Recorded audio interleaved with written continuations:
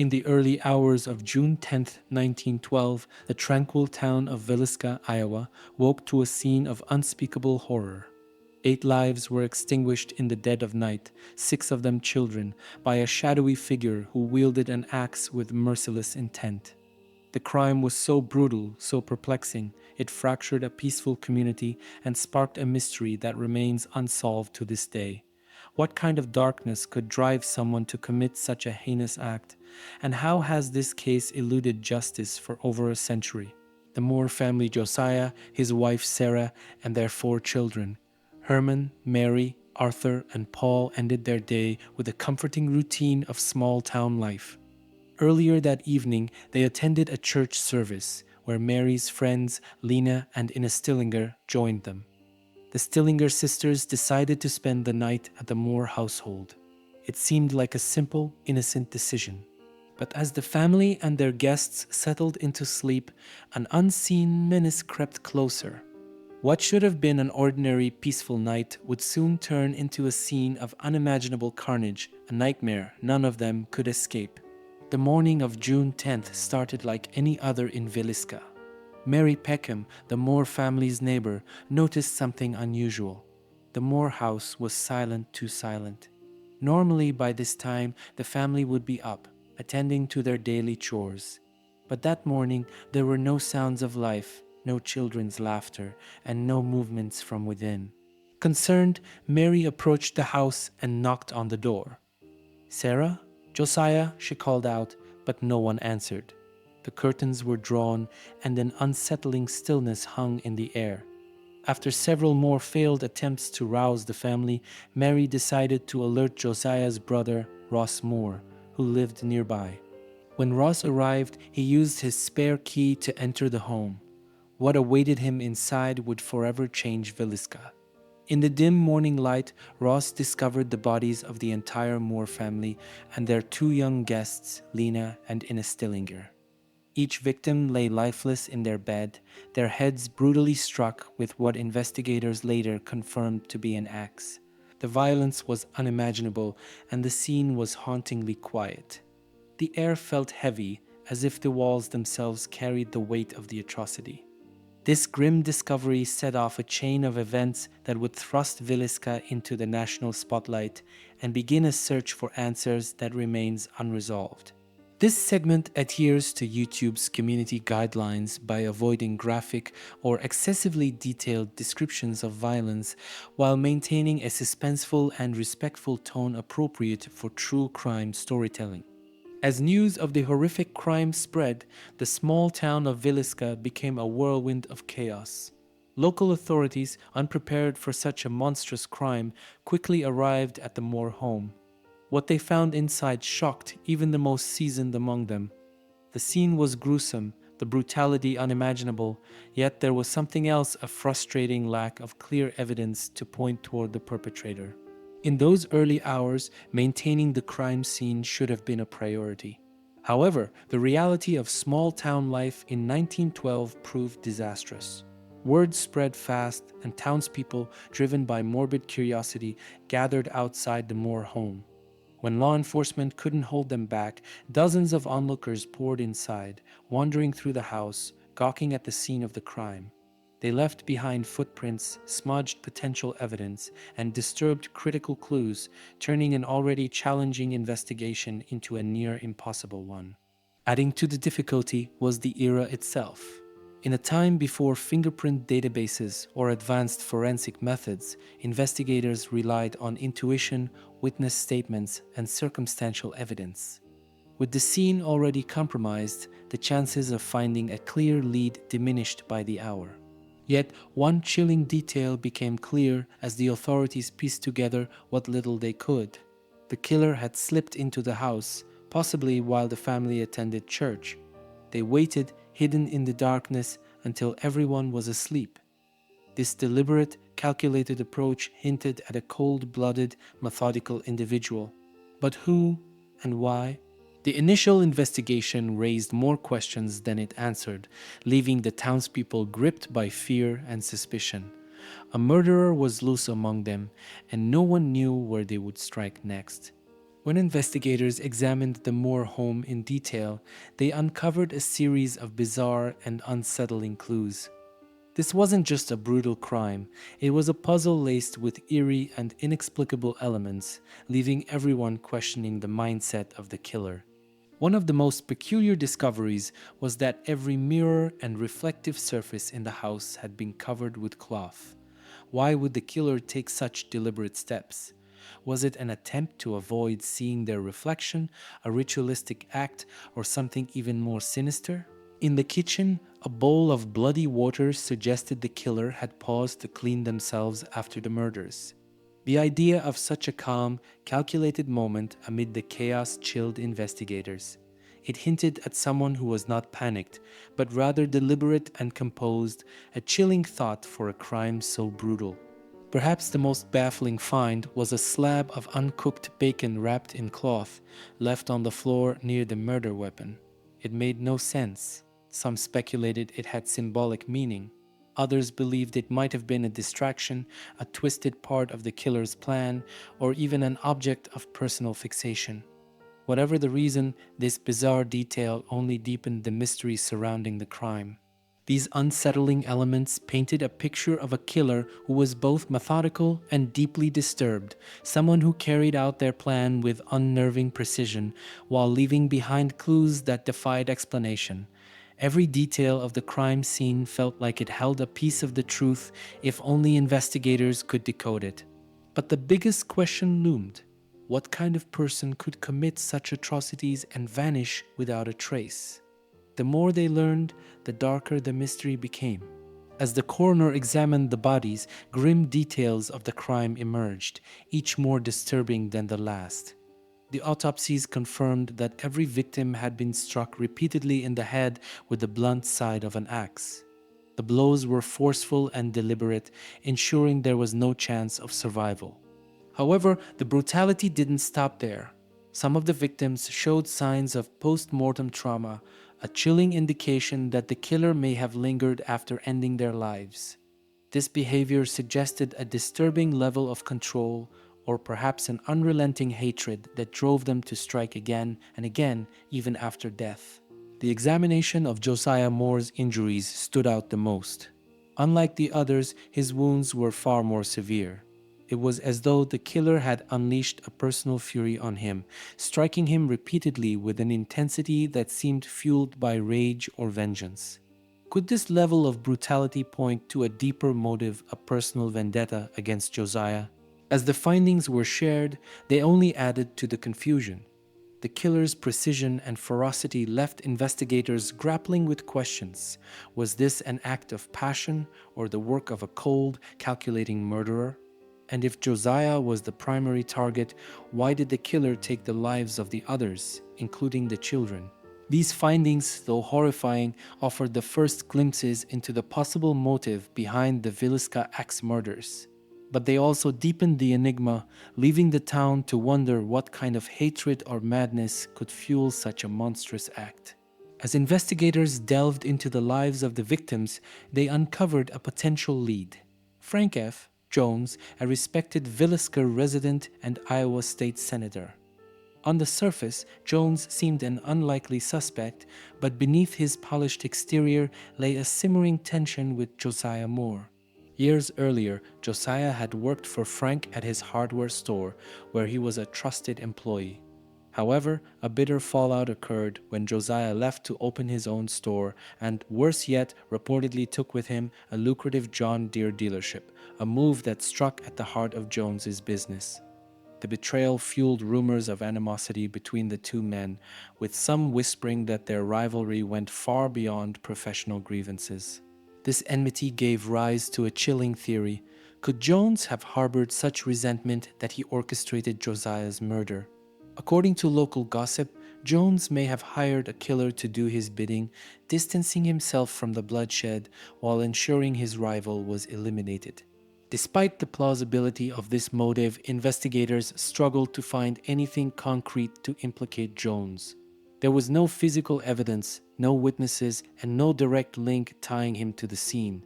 The theory remained just that, a theory. Jones, for his part, steadfastly denied any involvement in the crime, and his position as a respected public figure seemed to shield him from further scrutiny. Still, for many in Villisca, the possibility that a powerful man like Jones could orchestrate such a heinous act kept the whispers alive. But if Jones had indeed ordered the killings, who was the killer he hired? And why target the entire family, including the children? This lead, while tantalizing, was far from definitive. As the investigation wore on, it became clear that Villisca's most prominent suspect was also one of its most elusive. Amid the chaos and fear gripping Villisca, one name emerged as both perplexing and chilling: Reverend George Kelly. An English-born traveling minister, Kelly was no stranger to the town. He had attended the same church service as the Moore family on the evening before the murders, but his peculiar behavior and dark past soon made him a person of interest in the case. Kelly was known for his erratic tendencies and unsettling demeanor. He was described as a troubled man with a history of mental illness, prone to strange outbursts and obsessive behavior. His fascination with the case went beyond morbid curiosity. He seemed fixated on every grisly detail, even writing letters to investigators and families of the victims. In a shocking twist, Reverend Kelly confessed to the murders. He claimed to have been guided by a divine vision, but his confession was riddled with inconsistencies. Under pressure, Kelly later recanted his statement, claiming it had been coerced. This only added to the mystery. Was he a guilty man trying to escape justice, or a disturbed individual swept up in the frenzy of the investigation? Kelly's erratic behavior didn't stop there. At one point, he wrote a bizarre letter to authorities, asking if they believed he was guilty and offering cryptic statements about the crime. His actions raised serious suspicions, and he was eventually brought to trial not once, but twice. The trials were dramatic, but neither resulted in a conviction. Some jurors were unconvinced by the evidence, while others believed Kelly's mental instability made him an unreliable suspect. Without definitive proof linking him to the murders, Kelly walked free, leaving Villisca residents divided on whether a killer had been let go or an innocent man falsely accused. Reverend George Kelly's connection to the case remains one of its most debated aspects. Was he truly capable of such horror, or was he simply a deeply troubled man in the wrong place at the wrong time? The answer, like so much of this case, remains shrouded in uncertainty. Another chilling figure emerged in the Villisca case: William Blackie Mansfield, a man with a dark history and a reputation that sent shivers through anyone who heard his name. Detective James Wilkerson, a private investigator with a reputation for tenacity, zeroed in on Mansfield as a prime suspect. Wilkerson's theory was built on a disturbing pattern.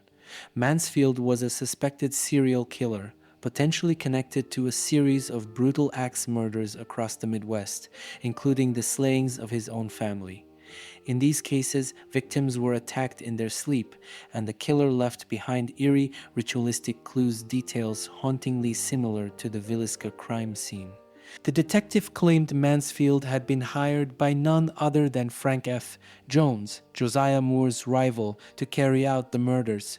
According to Wilkerson, the Villisca killings were not the work of a random drifter, but a calculated hit by a seasoned murderer. However, the case against Mansfield began to unravel under scrutiny. While Wilkerson painted a damning picture, Mansfield had an alibi that placed him miles away from Villisca on the night of the murders. No physical evidence tied him to the crime, and despite Wilkerson's dogged efforts, the case lacked the substance needed for an arrest. Mansfield was eventually released, but his name remained a dark shadow over the investigation. For some, the similarities between the Villisca murders and Mansfield's suspected crimes were too striking to ignore. For others, Wilkerson's theory felt more like a desperate attempt to solve an unsolvable case. Despite his release, Mansfield's connection to the Villisca axe murders lingers in the annals of true crime as a tantalizing possibility. Was he truly the killer, or merely a convenient scapegoat in a case growing colder by the day? The truth, like so much else in this story, remains elusive. As the investigation dragged on without a clear suspect, a chilling possibility began to surface. What if the Villisca murders weren't an isolated incident? Some investigators suggested that the crime bore striking similarities to a string of unsolved axe murders across the Midwest. Could a transient serial killer, moving from town to town, be responsible for the bloodshed in Villisca? In these other cases, families were often targeted as they slept, bludgeoned in their beds with an axe. The killers entered the homes stealthily, struck with overwhelming brutality, and left behind bizarre clues, mirrors covered, oil lamps adjusted to dim the light, and sometimes strange food items left at the scene. These eerie details echoed the peculiarities of the Villisca crime scene, raising suspicions that the same hand may have been responsible. The notion of a roving serial killer brought fear to small towns across the region. Such a killer would have had the perfect cover in the early 20th century, when transportation was less regulated and law enforcement lacked the ability to share information quickly across jurisdictions. A transient figure could slip in and out of towns unnoticed, leaving only horror in their wake. One name often floated in connection with this theory was Paul Mueller, a suspected serial killer linked to similar crimes. His methods bore an unsettling resemblance to those seen in Villisca. However, like so many other suspects, no definitive evidence linked him to the Moore family's murders. Despite the parallels, the serial killer theory remains just that, a theory. For some, it offers a plausible explanation for a crime that otherwise defies logic. For others, it feels like an excuse for the authorities' inability to solve a case that hit too close to home. While intriguing, this theory leaves one haunting question unanswered. If the Villisca axe murders were the work of a transient killer, why did they seem so personal, particularly in the ferocity of the attack on Josiah Moore? It's a mystery that continues to baffle investigators and true crime enthusiasts alike. The Villisca axe murders didn't just shatter the Moore family, they tore apart the very fabric of the town itself. In the wake of the atrocity, fear crept into every corner of the once peaceful community. Doors that had never been locked before were suddenly bolted shut, curtains were drawn tight, and families huddled together, dreading the night. The knowledge that a killer had slipped into the Moore home undetected and escaped without a trace haunted the residents. If such horror could happen to a family as respected and well-liked as the Moores, who might be next? No one felt safe, and no one trusted their neighbors. Speculation and suspicion spread like wildfire. Everyone was a potential suspect, from the traveling salesman passing through town to the quiet neighbor who kept to themselves. Whispered accusations filled the air, and long-standing friendships cracked under the strain of paranoia. The once tight-knit town began to unravel as fear of the unknown transformed even the most familiar faces into figures of doubt. The impact of the murders lingered long after the crime scene was cleared.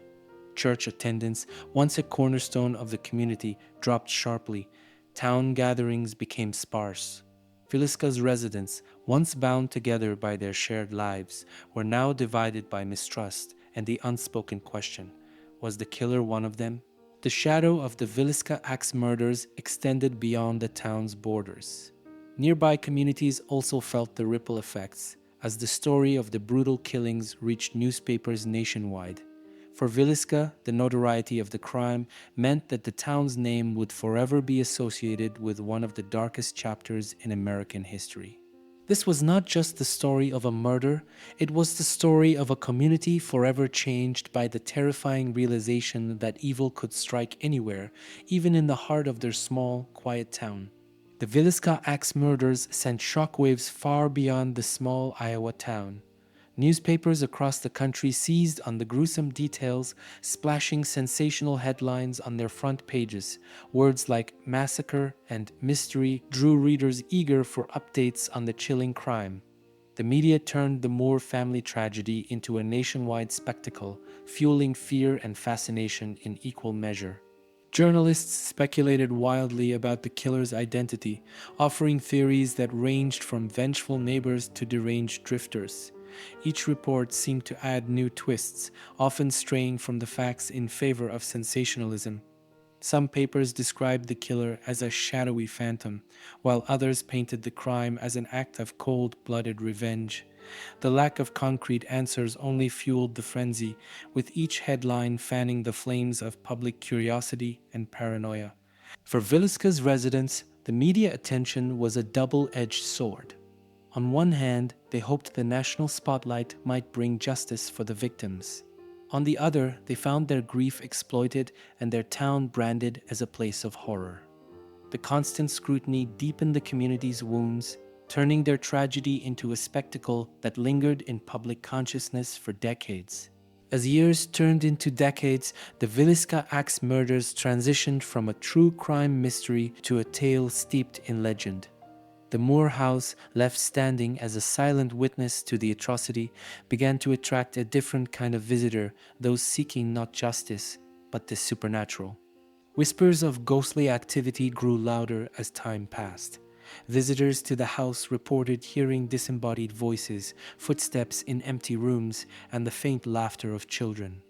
Doors were said to slam shut on their own, and shadowy figures reportedly appeared and vanished without explanation.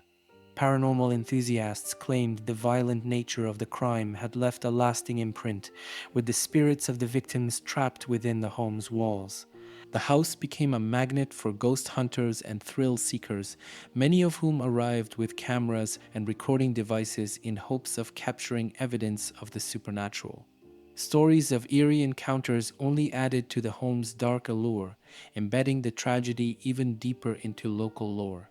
While skeptics dismissed the paranormal claims as mere imagination, others believed the house's haunting served as a grim reminder of the unresolved crime. For some, the whispers in the night seemed to echo the cries for justice that had gone unanswered for over a century. Today, the Villisca Axe Murder House stands not only as a historical site, but as a chilling intersection of true crime and the paranormal, a place where tragedy and mystery continue to blur the lines between fact and folklore.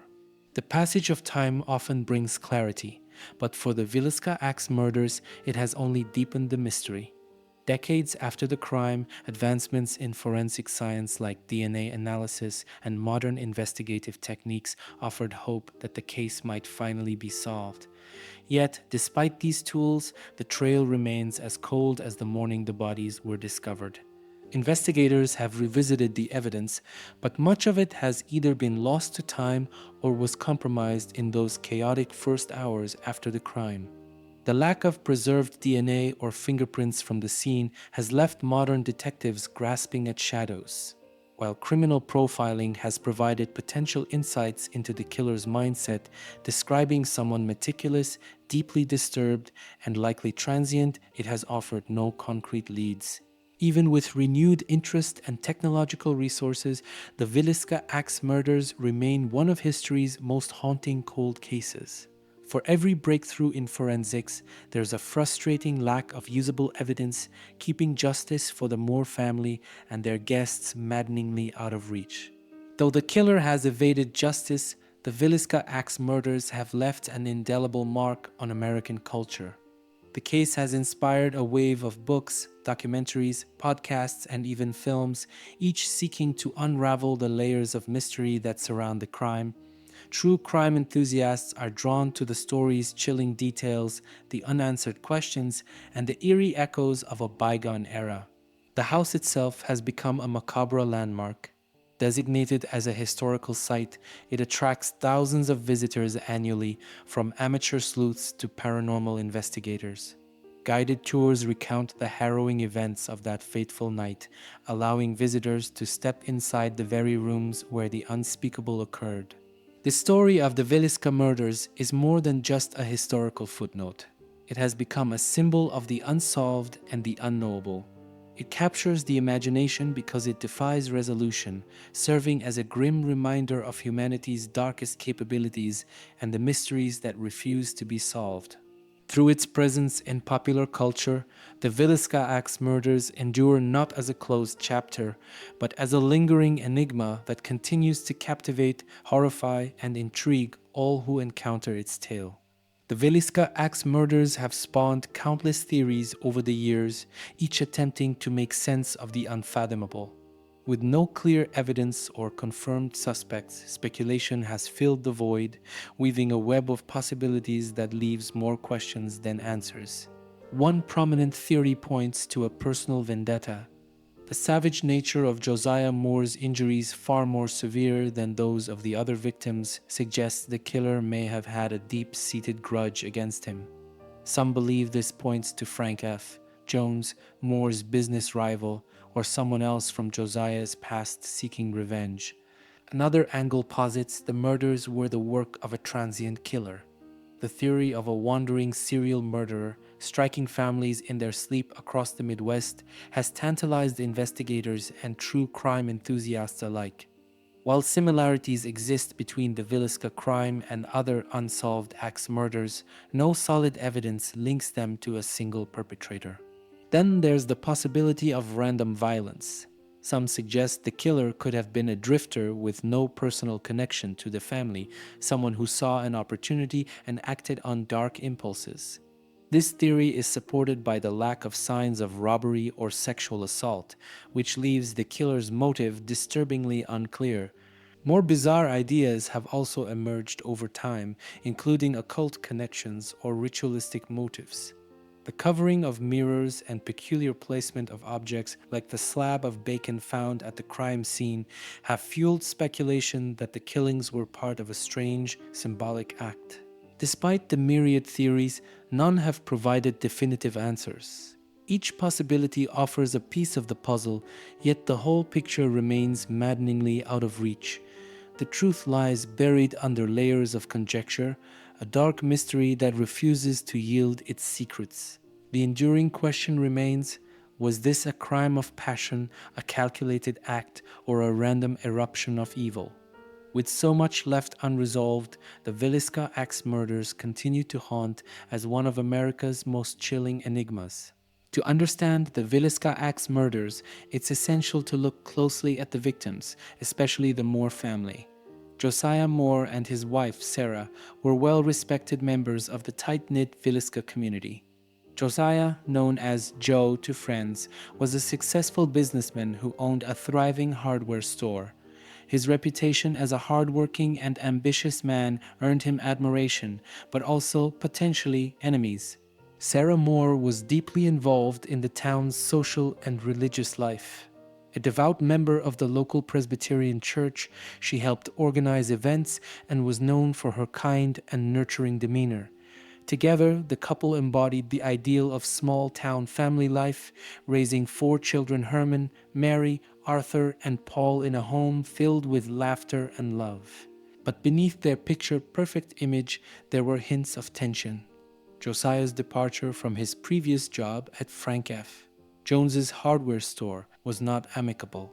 His decision to establish his own competing business, along with taking a lucrative John Deere dealership, created a rivalry that many believed could have festered into something more sinister.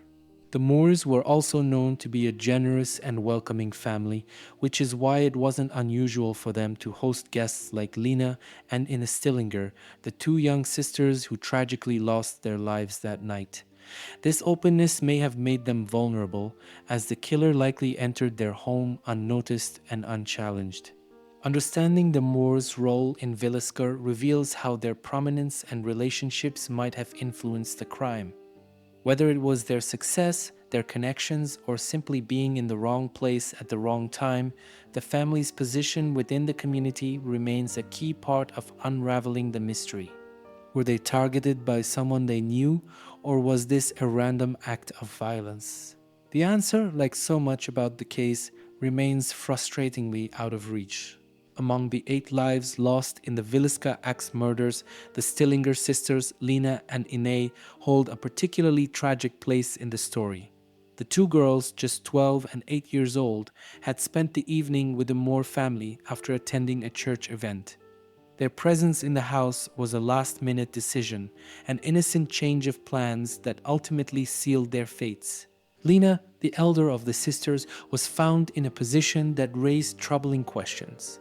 Unlike the others, she showed signs of a possible struggle, suggesting she may have woken during the attack. This detail adds a heartbreaking layer to the crime. Lena may have been the only victim aware of what was happening, her final moments filled with terror. Ine, the younger of the two, was found close to her sister, her small frame no match for the violence that claimed her life. The inclusion of the Stillinger sisters in the carnage remains one of the most baffling aspects of the case. If the killer had a specific motive tied to the Moore family, why take the lives of the two innocent guests? The Stillinger sisters' story is a somber reminder of how arbitrary and senseless the crime was. Their unexpected presence that night transformed a family tragedy into a broader heartbreak for the community, leaving their grieving family to wrestle with unanswerable questions. In the days and weeks following the murders, Villisca became a town gripped by fear. The knowledge that someone had committed such a horrific act and managed to escape undetected left a permanent scar on the once close community. Funerals for the 8 victims drew hundreds of mourners, their shared grief palpable. The Moore and Stillinger families were at the heart of the sorrow, but their pain was mirrored by a town struggling to comprehend the atrocity. For many, the murders shattered the illusion of safety in their quiet, rural life. As the investigation dragged on without resolution, the absence of justice became its own weight. Families locked their doors at night, something almost unheard of before the murders. Whispers of suspicion lingered in the air, with every resident quietly wondering if the killer still walked among them. The shadow of the Villisca axe murders extended far beyond the immediate tragedy. It disrupted the town's social fabric, cast a pall over its identity, and left a wound that never truly healed. For the people of Villisca, the murders weren't just a moment in history, they were an ongoing nightmare, a reminder that evil had once found its way into their peaceful community and might yet return.